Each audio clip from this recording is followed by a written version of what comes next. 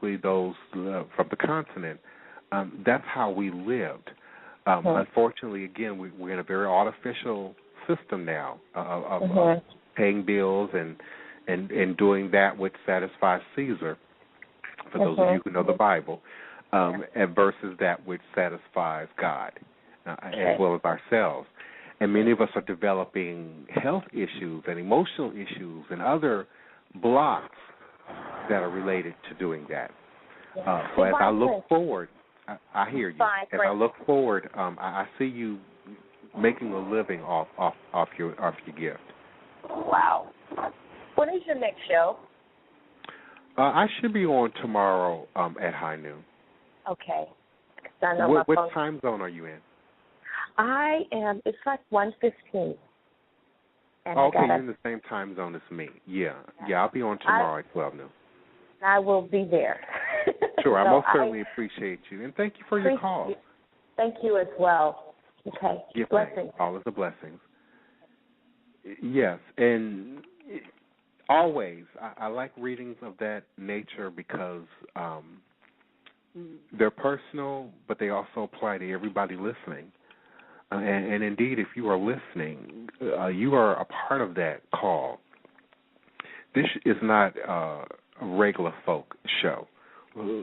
Let's keep it real. And if you're here, if you're listening, if you've stayed, you're already operating in the realm of spirit.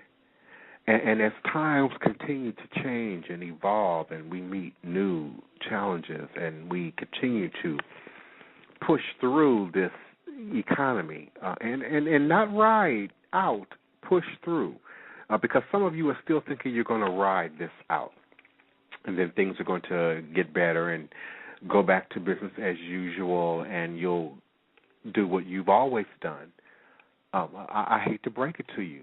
That's not going to happen. We're transforming, and people are going to ride it out, if you will, until they realize that's not working, and then they're going to do something else. People are being retrained, seeking new careers, going back to school, but many of you are being called from within, from the realm of spirit. And as a healer, beloved, it is your obligation to heal. It's your obligation to go out and be among the people. And there will be expenditures that come with that.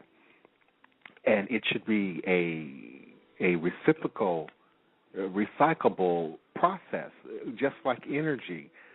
All things in this realm are created from the very burst of energy at the Big Bang, at the beginning of creation. There's nothing new.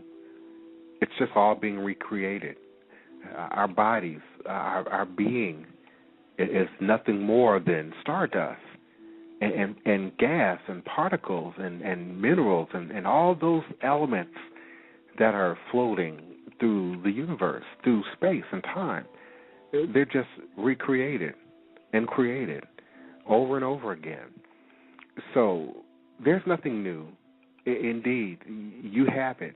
It's with you now. You are and indeed have all that you need. It's divinely innate and inherent.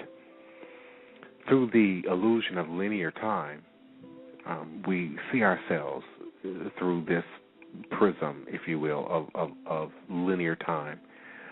And it's an illusion. We have adapted to the environment. We have adapted to the times. We have adapted to the conditions. But that doesn't negate your ability to create, to come forward and be true and authentic at any stage in your development, childhood, adolescence, teen, 20s, 30s, 40s, 50s, 60s, 70s. Some of my strongest initiates are in their 70s. I'm working with a sister right now, Nana Abriwa, who is an elder here in New Orleans. Nana Abriwa Koikoi Sasia, 69 years old, and she's beginning to initiate in crystal healing. So time is an illusion. It's not too late for anything. You can begin right now. Right now.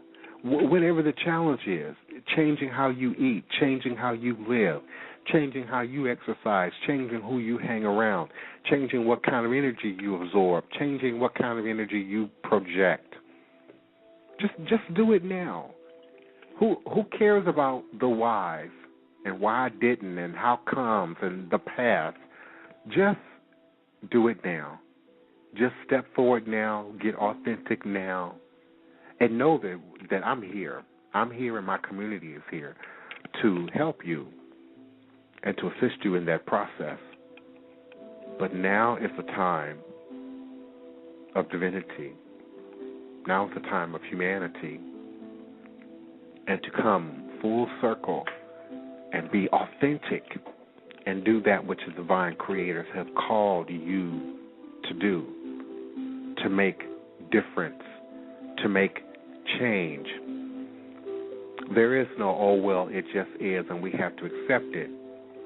That is a lie. That is an illusion. There are people who are protesting. There are people who are now stepping up for change in all areas of our lives and our society. And I implore you to do just that. We talked on Friday about Palo and some of the basics of Palo. And Palo literally translates into to bone or stick. In Ifa, in Yoruba, the egungun really means bone, skeleton. And egungun himself is supposed to be a man risen from the dead, representative of our ascended ancestors and the continued presence of that which has come before, which has been laid down with us now in this present moment. We are representatives of our entire history, but also the entire history of our families and the entire histories of our communities and the entire histories of our planet. So our ancestors are truly speaking to us now as we move forward into the future and make this leap in technology and this leap in how we organize society and how we change who we are and how we live. And no one, I would pray no one is in denial about the change. Babylon must fall. Capitalism is not going to succeed. It has not succeeded. It is a self-depleting system. So change must come.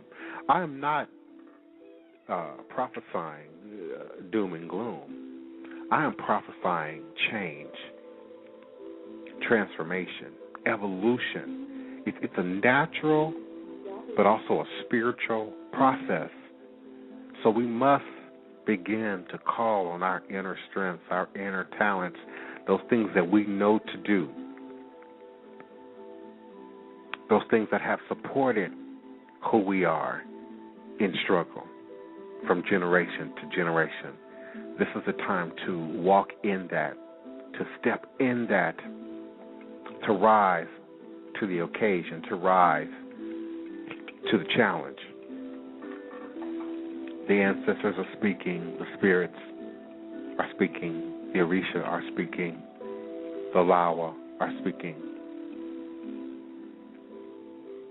Step into your authentic self. This is a time. Many of you have been thinking about initiating. Many of you have been thinking about joining. Many of you have been thinking about doing many things for yourself. This is the time to do for self that which is most cohesive to your best interest. On this Monday, October 3rd, as we share a sun in Libra in the 10th house, a moon in Capricorn in the 12th house, Mercury in Libra in the 10th house, Venus in Libra in the 10th house, Mars in Leo in the 8th house, Jupiter in Taurus In the 5th house, Saturn and Libra. In the 10th house, Uranus and Aries. In the 3rd house, Neptune in Aquarius. In the 2nd house, Pluto and Capricorn. In the 1st house, still sharing Libra, lunation, strong leaning in the 10th house. Our moon now in its crescent phase in Capricorn, and our sun in Libra. This is a time for self-endeavors, self-employment, business, standing up and being authentic to your true calling and career path. The moon's entry into Capricorn, the 3rd earth sign of the zodiac, is a signal to redouble your efforts to reach a career pinnacle or scale new professional heights. Hard work and perseverance are the dynamic duo that can help you reach the top of your field of expertise. But also know that you're being called by Spirit. Mercury forming a fractional 135-degree tie with the far-out Neptune, watery Neptune, increases the potential for widespread emotional confusion. So be sensitive to people responding, reacting, communicating right now out of emotion. Mercury always having a strong effect on communications, all forms of communications. There's also an inspirational 72-degree tie right now with Venus to Pluto, plus the willpower-enhancing Moon-Pluto rendezvous. This is a time to challenge the shadows of the darkness that we all have within, the outer ego, the alter ego, those things which would block us from being true, from being authentic to ourselves and to our path. Self-esteem, past, childhood issues, family issues. This is the time to break free from the entrapments of the past and move forward in spirit and in truth. And remember who you are, you gods and goddesses, you kings and queens, prophets, prophetess, ministers, healers, all under the sound of my voice. This is the time to be true and authentic to that which we are here now called to do in this time, in this dispensation. We are made in the image and likeness of our Creator, so we embody aspects of all those qualities. And our inner divine light is pure and bright, untarnishable, unquenchable, in truth, and no mistakes can undo God's divine handiwork of true perfection. So do not be afraid of your power, your humanity, your divinity. Know that when you succeed, when you change, when you evolve and transform, you inspire others to change, transform, to evolve. So be powerful, be divine, be magnificent. This is indeed who you are. Mirror and reflect back unto us that divine light and spark of your true and most authentic and perfected self. Free yourself from the limited constraints of earth law and physicality, and remember with me your perfect light body and consciousness. Know that you do have the creative power to create and recreate the light, the love, the nurturing, the environment you need, seek, and desire to move forward. I am because my creators are. All powerful, open, and receptive to all that operates for my good here and now, in this most present moment in divine time space. I create and recreate my divine destiny, and I am because my creators are. Without beginning or ending, I am eternal, all powerful, I am open